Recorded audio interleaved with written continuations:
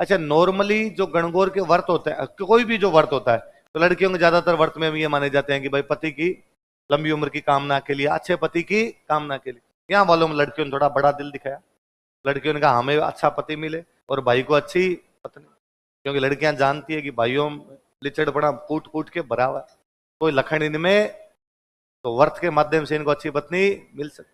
तो राई सी बोझाई दे कान कंवर सो बीरो दे, तो किसके लिए कामना करती है? अच्छे पति और अच्छी भाभी। देखो, तो लड़कियों का सिंगल टारगेट है और कोई काम उनके नहीं, केवल किसकी कामना है? अच्छे पति की कामना के लिए। हाँ, शादी के बाद किया जाता है, क्यों पहले भी रखता है? तू नहीं रख रही, बात दूसरी है, रखते तो है। हाँ, शादी के नहीं, पति की लंबी उम्र की कामना की, दोनों चीजें है ना। अच्छा पति मिला, लंबी उम्र रहे। है नहीं, नहीं मिलते व्रत करने से भी अच्छे पति। पर ये लड़कियों को अभी तक समझ नहीं आई बात, उनको समझ जाना चाहिए कि ऐसा करने से कुछ भी होगा नहीं। पर लड़कियां समझ नहीं रही है, तब तक क्या कर रही है? देखो इनके लॉजिक थे। व्रत है ना सारे के सारे, हम कहते हैं भाई सारे व्रत महिलाएं करती है ना, और ज्यादातर व्रत यह है कि लंबी उम्र की कामना के लिए, क्योंकि पहले युद्धकालीन समाज था। कैसा समाज था? युद्ध करने पुरुष जाते थे, महिलाएं। किसकी लंबी उम्र की कामना की जाए? स्वभावतः बात है। तो बहन का व्रत कि भाई की लंबी उम्र की कामना, मम्मी का व्रत कि पुत्र की लंबी उम्र की कामना, पत्नी का व्रत पति की लंबी उम्र की कामना, क्योंकि उनके मरने के चांसेस ज्यादा थे। युद्ध के अंदर मर जाएंगे, युद्ध में मर जाएंगे तो फिर हर कोई हाथ जोड़ेगा। मैं हमेशा सोचता हूं कि यार किसी टाइम में, क्योंकि पुरुष ही बाहर रहते, इसलिए सब महिलाओं को चिंता रहती कि भाई पुरुष राजी खुशी आ जाना चाहिए वापस, वो भले बेटे के रूप में, वो भले भाई के रूप में, वो भले पति के रूप में। आज दोनों बाहर रहते हैं, लड़कियां भी बाहर है, लड़के बाहर।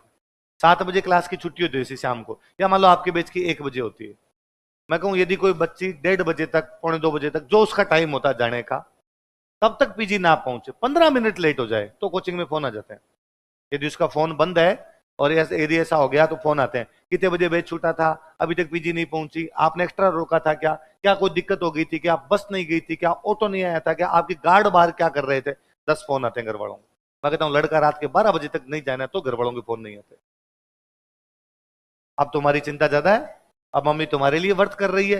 इसलिए हर समाज देश काल परिस्थितियों के अनुसार बदलता है, उस समाज के अंदर यही था। फिर और बताऊं, आज भी महिलाओं की आयु पुरुषों की तुलना में अधिक होती है, तो जो कम जिएगा उसकी लंबी उम्र की कामना करो।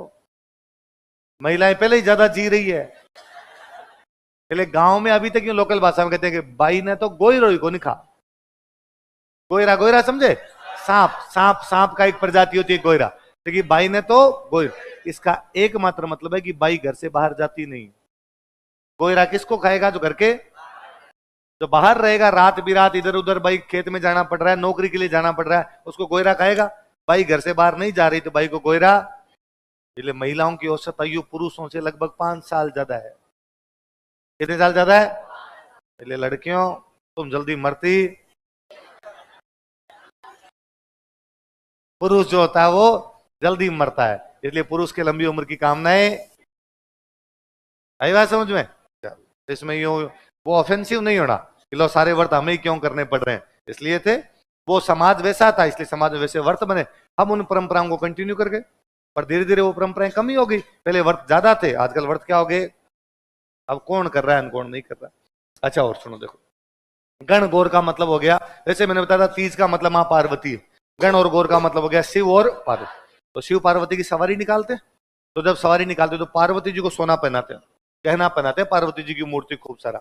राजा महाराजाओं के टाइम में आस पड़ोस की जो राजा महाराजा हुआ करते, वो इस बात का वेट करते कि अपने गणगौर लूट लेंगे। क्या लूट लेंगे? मैं कहता हूं आज भी गांव के अंदर है ना, कोई अपने में से जाके कहे कि मैं जयपुर रहता हूं, मेरी शानदार चलती है, वहां मैंने ये कर दिया, मेरे नाम से लोग डरते हैं, फलान करते हैं, ढिंगड़ करते हैं। तो दादाजी की उम्र के लोग आज भी कहते हैं चुप रह रहे, कौन सी गणगौर लूट ली तुम लोगों ने, क्या लूट ली? तो उस समय लगता था कि सबसे बड़ा काम कोई है तो क्या लूटना है भाई, राजा की सवारी निकल रही है गणगौर की, उसमें जाके लूटपाट करके हो तो बहादुरी है।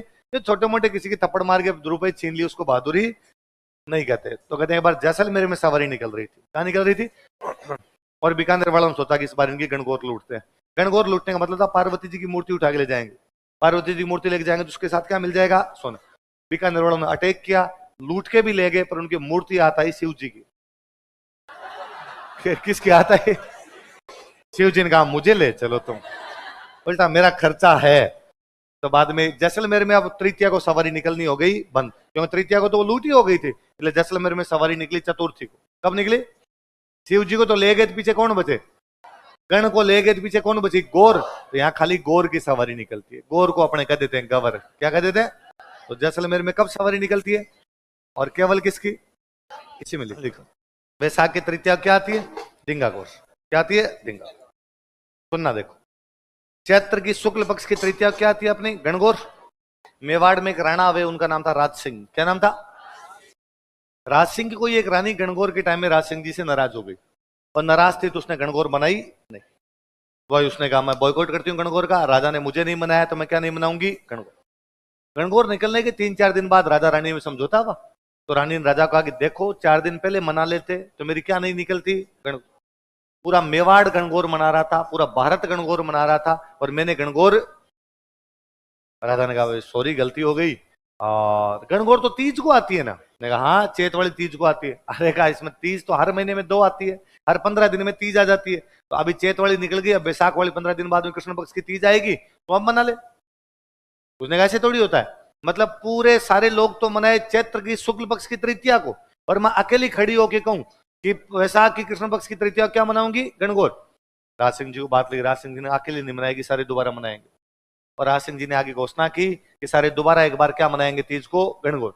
लोगों ने कहा ऐसे थोड़ी होती, गणगौर तो चैत्र की शुक्ल पक्ष की तृतीया को आती है, 12 महीने बाद आएगा। राज सिंह जी ने कहा मैं कह रहा हूं दोबारा मनाएंगे। तो मेवाड़ में दोबारा गणगौर मनाई गई, जबरदस्ती गणगौर मनाई गई। जबरदस्ती को राजस्थानी भाषा में बोलते हैं दिंगाणो। क्या बोलते हैं? दिंगाना गौर है, इसलिए नाम पड़ा धिंगा गवर। क्या नाम पड़ा? तो गणगौर के 15 दिन बाद जबरदस्ती गौर है, इसलिए नाम क्या पड़ा? धिंगा। वो रानी जोधपुर की थी, इसलिए मेला काम पॉपुलर हुआ। आई बात समझ? कृष्ण पक्ष में एक ही है, यदि ये धिंगाना नहीं करते तो कृष्ण पक्ष पूरा खाली होता। तो गणगौर के 15 दिन बाद में क्या आती है? धिंगा गौर। क्या आती है?